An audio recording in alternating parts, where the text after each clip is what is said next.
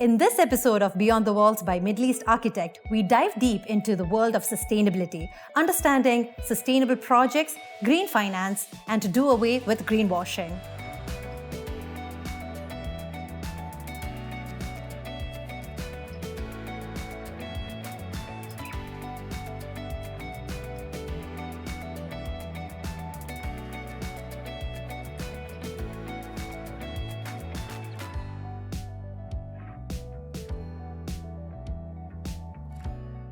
Hi, Ayesha. Thank you so much for joining. So the question for today is sustainability the new buzzword, or do you think it's here to stay?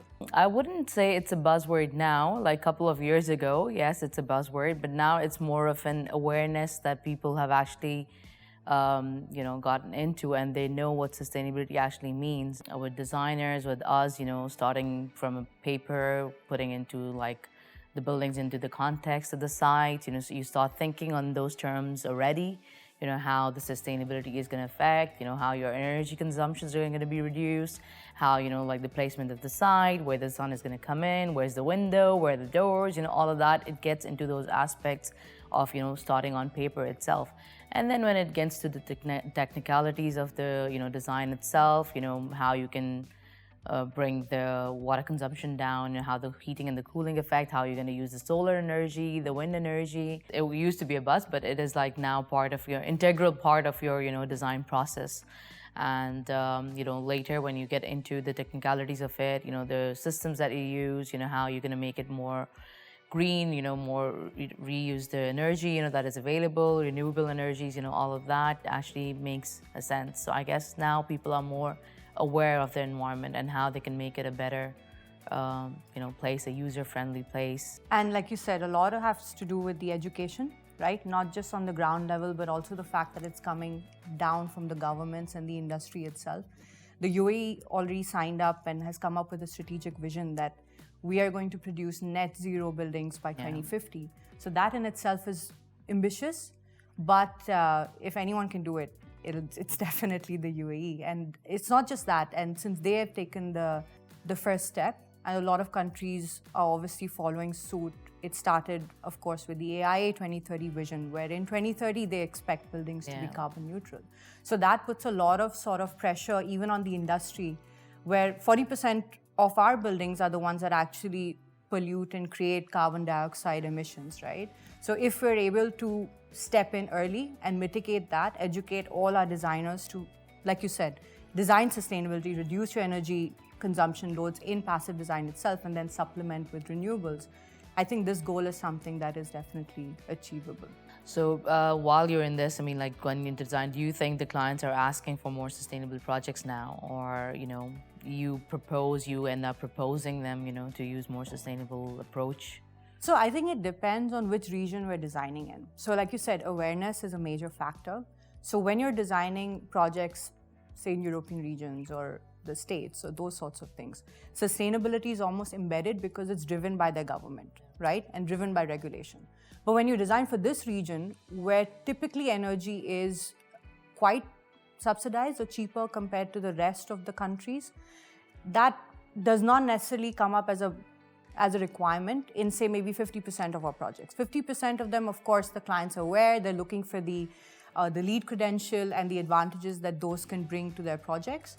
But the rest is more, I think, us bringing out the conversation, educating the client, and actually telling them the benefits they have, not just financially, but even long-term social responsibilities. Yes, exactly. So what are your thoughts on the subjects? Do you have a lot more clients asking you for sustainable projects? Well, I think, first of all, when you as an architect, when you actually design projects for them, this is also embedded in you, right? You try and, make it more sustainable, use the words to make it more efficient, the building and the design-wise, form-wise, what you can achieve.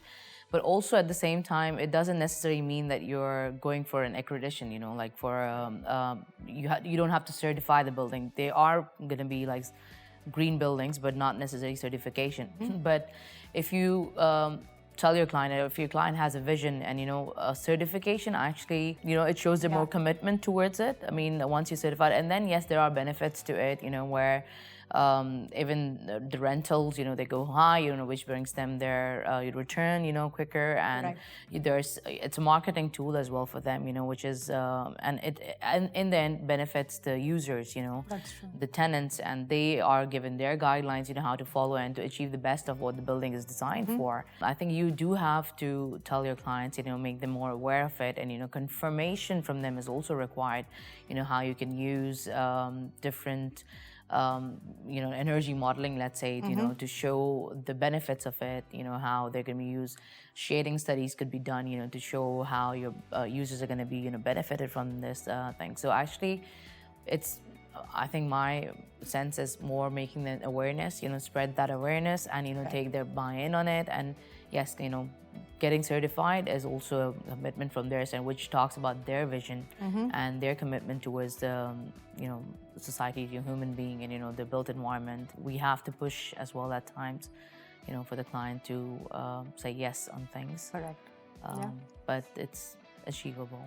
So Ayesha, as you mentioned, it's us that needs to make the client aware. So is there more pressure on us to make sure that that conversation is had at an early stage with the client? It is true. It is true. You have to have the conversation very early in the project, because then you can involve, all the parties, on the consultants on board. Even sometimes you can get the contractors on board, to ensure that throughout the life cycle of the project, you are dealing with, and you're using those and specifying those materials that would help, to get that, let's achieve those points, rating system.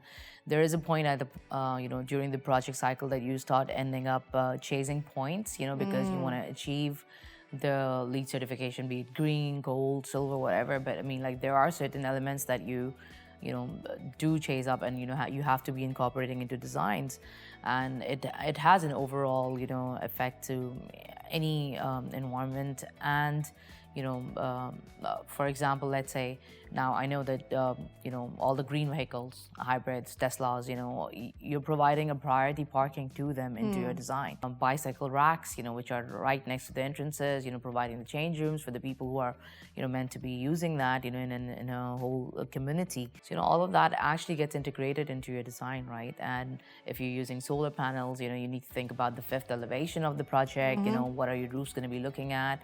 So all of that needs to be incorporated. So clients do look at aesthetics, but when you come up with saying, okay, we're going to put solar panels here, okay, how do they look? How do you hide all the MEP stuff in your design? So all of that comes in effect into. So yes, so from the start of the project, you have to talk to the client, make them aware of what it is going to be used. What are you targeting? There are additional fees as well, documentation. Every consultant has to get on board, to understand what their, roles and liabilities are on the project, and how they're going to help, to achieve that vision, goal. The joint thing. So yes, it's a both, and given in and take as well, from the client.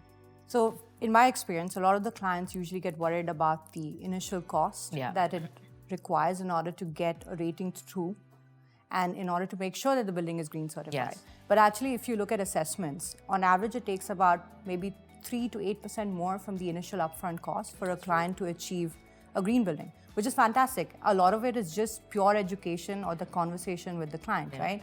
Then they are sort of mitigated any in the event of any energy shift. Say there was a war, there's some sort of subsidies, or there's some sort of conflict anywhere.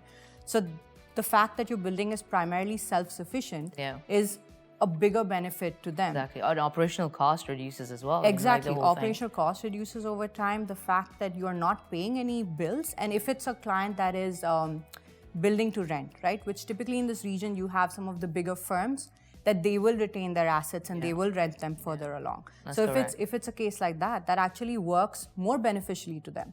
Then one big aspect is green financing, right? So banks now, international banks especially, they're looking to provide financing based on the incentives of a developer. True. So MAV recently secured a finance of $1.5 billion, which is a massive financing investment that was obviously given to them because they have that vision.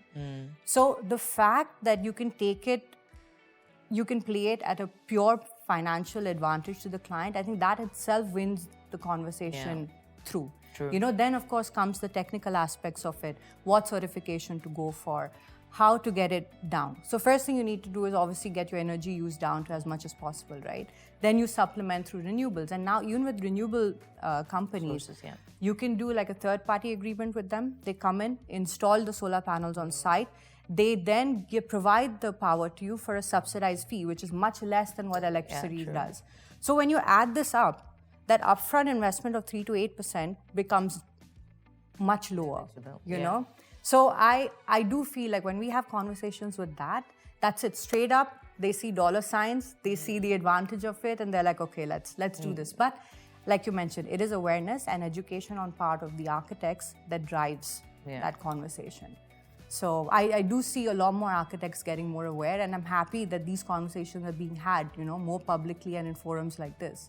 So I think that's I think that's also, education when we talk about educating, we are as an architect, but then, all the LEED accredited professionals, it adds up to your knowledge as well, right? And once you are aware, you can spread that word, and yes, it started as a tactic, like, okay, marketing tool, it adds up to your CVs and all that. But then, it educates you to a point that you can't really neglect those points that you've learned and how you can make the environment better. Yeah. So, I think that helps as well. So the building accreditation separately, but professional accreditations are also necessary, to make that awareness and, build upon it to make a better world.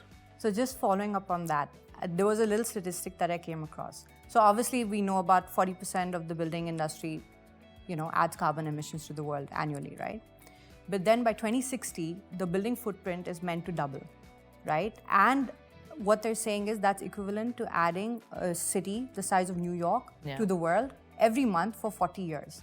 So you can imagine where we'll be in 2060 if these initiatives don't get taken up by, every single individual. Yeah. So, I think that's where the countries, obviously UAE taking a big lead on it, having the climate conference next year, talking about how it's a new young country, but it has taken and grew so fast, that they're taking the right initiatives, with the right leadership, making those possibilities. And what they've built in, the Barca plant last year, which it's almost a year now that they've started with the nuclear power. And solar power, they've already established Masdar from many years, they're doing that as well. In fact, recently also read something, Masdar and ADNOC came up with, and they created this commercial carbon dioxide, like chamber where they're actually dehydrating it and putting it back to the, oil, using it as an oil refineries, for that. So there are things that can be used, to produce that. And yes, all those emissions, which will help them achieve that net zero by 2050. They're taking the right moves, moving towards that. And that definitely, comes from the education. So yeah, UAE hosting COP28 next year. Do you think the industry is changing and gearing towards that? They're adopting the mechanisms that are required. How do you see the design industry changing in regards to that? So I feel with COP28, all eyes are going to be on us, right? And that's when the UAE will take a stock, or generally COP28 will take a stock of the general environmental, say, advantages or environmental developments across the world, right? So I think at the moment, we are yet not there, right? As an industry, I don't think we have established net zero in a commercial sense at the moment, right? We're still learning, educating ourselves. But after COP28 and at COP28, I think this topic is going to come up. And definitely there will be more sort of pressure on all the industry professionals to align with the goals of the UAE, and especially the goals that we've committed to the world. For example, Abu Dhabi for a very long time had their Estidama ratings, right? That worked really well. I think minimum all government projects need to be 2 Pearl. So that in itself sets a benchmark that people at a minimum at least achieve. So I think we will end up seeing more certification, Middle East based certification come up from this, because LEED, as you know, yes, it's a great certification process, but it's obviously driven more to the Western side of the world. But with a Middle East certification that is specific to projects here, in line with the fact that the climate is extremely dramatic, right? I think that will be a great step forward for the industry. And I'm pretty sure it's going to bring about a major change. We're going to be written about. There will be sort of a magnifying glass on all the practices and especially what we're doing. So we'll have to up our game for sure. Yeah. I believe so. I mean, I think that when you mentioned that after the COP, 28th, this is going to happen. It's the same thing now with Expo, just closed its doors. I mean, people are more, once being to Expo, they've seen so much that they are more questions, that are arising. How are these going to be affecting our design? How are we going to be designing the buildings? Something that is meant to be there for 6 months, and taken back as a legacy, what is going to stay, what's not going to stay, all those questions posing up, and how the buildings are seen as a, like a Lego boxes, putting together and, taking them apart and, taking it a piece and, reassembling it elsewhere. So, these are the kind of questions that are popping up now, after Expo, which is also, a lot of sustainability, opportunity, mobility, the teams that were there, the project, that actually poses questions on, it puts onus on everyone, right? What's your responsibility? How are you going to deal with this? What are the next steps? So yeah, these are the kind of questions that are arising, and you're right. I mean, with that conference taking place here, it will align. A lot of the companies will come together and align towards, to achieve that one single goal that is in everyone's mind. I think one good thing the Expo did was educate. Millions of people. I think, what was it, 20 million visitors 20 million, or so? Yeah, that's what they said, yeah. So say it influenced 20 million minds, let's say, to the right objective or the right goal. So what the UAE or the world is planning to do. So invariably, that will change or bring about a change to the industry. True. And of course, once the government comes forth with its own initiatives, which it already has a lot in place, that'll, I think, really spur a change in minds, for sure. Yeah. So Preeti, do you think there are sectors that still need to up their game in terms of sustainability? So I can only speak of the few that I'm involved with, so which is shopping and entertainment districts, commercial, residential buildings and mixed use. But I would say actually compared to all of them, probably entertainment is one in which there may not be as much data in order to ensure that, okay, how much the energy consumption is, whether it can be reduced, how to reduce it. Because entertainment, we're talking about like big, massive FECs, which are family entertainment centers, with huge amounts of energy consumption for that specific time of day in which it gets used, right? And of course, because there's such a diverse range of what this can be, it's very difficult to, I think, put a qualitative or a quantitative value to how much is that energy use, right? I think there's a lot of research and literature about commercial buildings, for example. I mean, there have been like net zero commercial buildings being done way back in the day, maybe 20 years ago. Foster's has been building a lot of low energy commercial buildings over the time, right? Residential buildings as well. In fact, residential buildings are probably much easier with reduction of energy use because you're talking about like smaller units of families, each one controls the energy use. With commercial offices, obviously, the load is primarily through equipment, right? Then with entertainment, again, like I said, it's the metrics that still need to be worked on. And I think that is an industry that can pick up in terms of sustainability. What do you think that can trigger and, what can be done to create this? I think first, we need to be educated on what that metric is. What is an energy use intensity, for example, for a water park? Top of my head, no idea, but I'm sure there is some statistics somewhere. What is it for a family entertainment for a cinema? Or what is it for, say, a play area? Right? So I think if we collect that data and maybe see what it is for a region like the Middle East, like if it's region specific, that's much easier.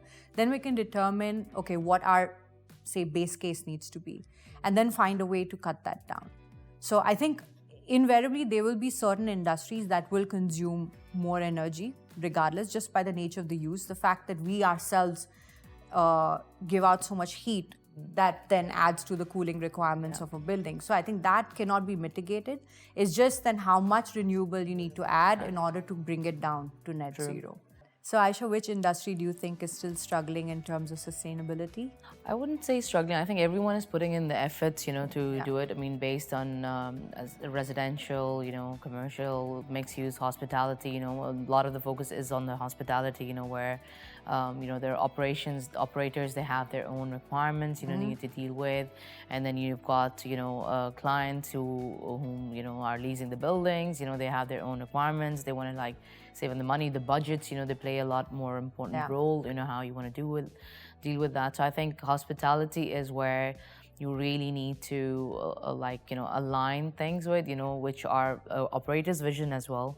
I think there are aspects that could be introduced, to make that awareness and people know what an environment needs. Yeah. I mean, I was talking about Expo before. There are elements, where you could buy plastic bottles, but then they had Cans. the cans, which you would, and plus they also had the recycling, crushing machines there, which you could crush at the same time, and you would see what you've used and consumed, you're giving it back, you sort of reason. And then they introduced, these, the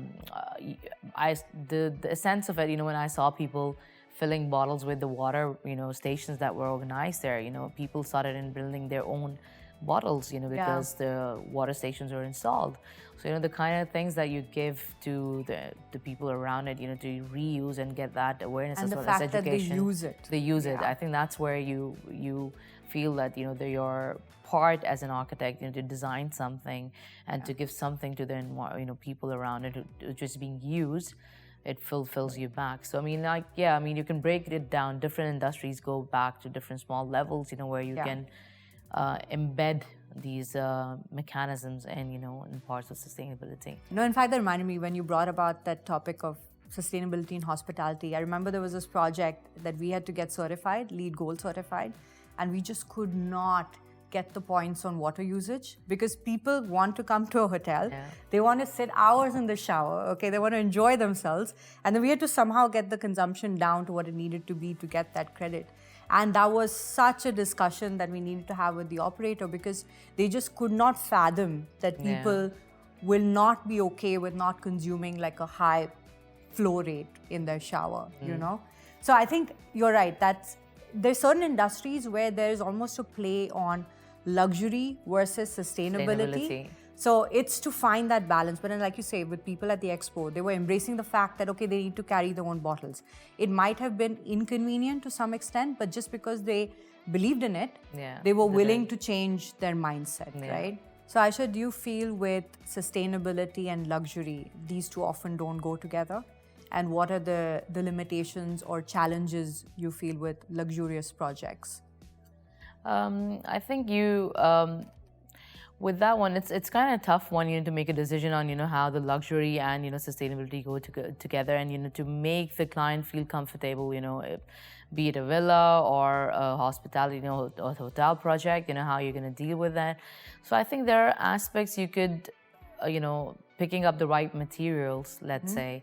I mean, if you're using bamboo, if you're using like low volatile materials, and they're, which are less reflective, and those kind of things, which will still give you the luxurious feel, but the actual content of it is providing towards the sustainability or to achieve your goals, that are required. And there are things that can be, not the luxury, the look and feel side of it, but the aspects that would actually contribute to the operational side of it. So there are aspects you could balance things with. So when I talk about luxury, I mean maybe a wallpaper. I mean I'm going to do nitty-gritty and smaller things of it, and say it looks very luxury, but then it's made out of recycled plastic maybe somehow, and there are things that could be used. Concrete like GRCs, which are, you can even make like products, go on to like a chair, being made out of some rubber and a concrete mix, some wood that has been discarded and reused, so there are things like these, which could provide you with that luxurious piece, but it has something to do with sustainability, some value to it, so, and all these artistic pieces, that come out of this are actually worth, they are termed as luxury. So, I mean, there are aspects of it, which you can use. Correct. But again, it's a hard balance to pick Is it sustainable? Is it luxury? Are they mixed? How do you deal with it?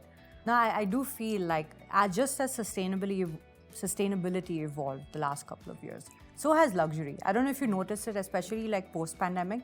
People are considering anything that is handmade, exclusive, as luxury versus something that sits in a bling showroom. Terms right? have changed, yeah. It's almost customer service over price, right? So I think there's been sort of an evolution. And if you see like historically with ecotourism, etc., like you have beautiful hotels in Bali, Singapore, or like, parts of like Pattaya, Phuket that are built, like you said, with local sustainable materials, beautiful, it like embedded within the landscape, probably like 5-star and beyond, and cost like ridiculous sums of money per night, but are some of the most beautiful and most, say, with the minute energy footprint, So I think there is a way to play the two.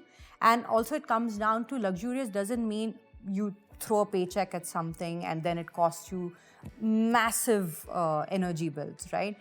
Like you said, it can be a little more intrinsic, much more thoughtful, right? It's more evolved. I think luxury now is a lot more refined than it used to be. True. So Preeti, why do you think sustainability is so close to you? Why did you actually, how did you get into it? And what are your mechanisms that you apply, your thinking to this field? How have you evolved over these years? So to be honest, straight after my bachelor's, I did my master's in sustainable environmental design. And that is when I think I got hooked into it. The fact that you have 40 other individuals constantly talking about this subject for 2 years, I think you get brainwashed for all the right reasons, right? So that's when it started. The seeds were already sown. And when I started working in this industry, I was actually shocked by how little it gets spoken about. And this was like maybe 10 plus years ago. And it's been such a pleasant evolution to see that maybe with the expo spurring the conversation or with COVID happening, that people have just embraced it and want to go full-fledged in achieving sustainability across all aspects, right? You're not just talking about environmental sustainability, you're also talking about social sustainability, the fact where the focus needs to be on the wellness of people, right?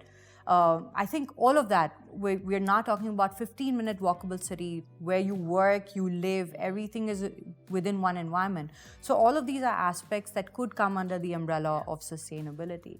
And I think what most inspired me is when you start getting some real practical live experience, right? So in university, it's all theoretical, you have great projects at the end, everything is net zero. But when you come into like practical world where you're dealing with multiple consultants and like you said, making sure each and every person is aligned with that vision, that's when it gets very challenging.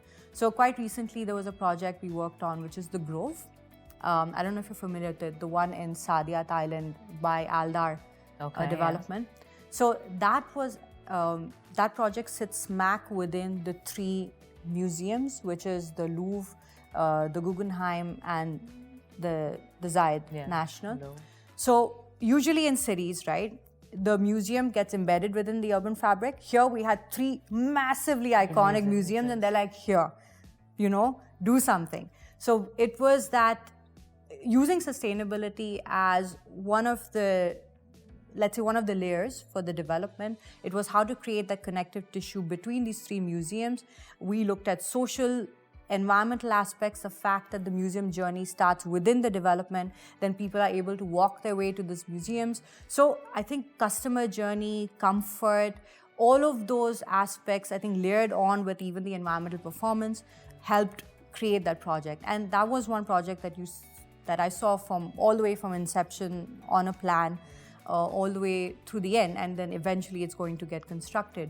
So I think that real life experience, the fact that it had a green roof and like you said, mitigating all of the MEP that goes above a retail level and ensuring you hide it, providing that 5th elevation of connective tissue to all the residents in the community. So I think all of those aspects, working on it and ensuring that it gets built and stays in the design till the end was what I think really like hooked me. Yeah. So I think the fact when you feel like you can make it happen, True. I think that is the true achievement. I think your learnings also go into it, right? Exactly. Whatever you learned and you've implemented it, and I think there are other aspects where when it's built, Yes. when you see it and you visit, that's where you get that, the comfort and like the pride you would feel that okay, this is my thing, and this is what we wanted to see.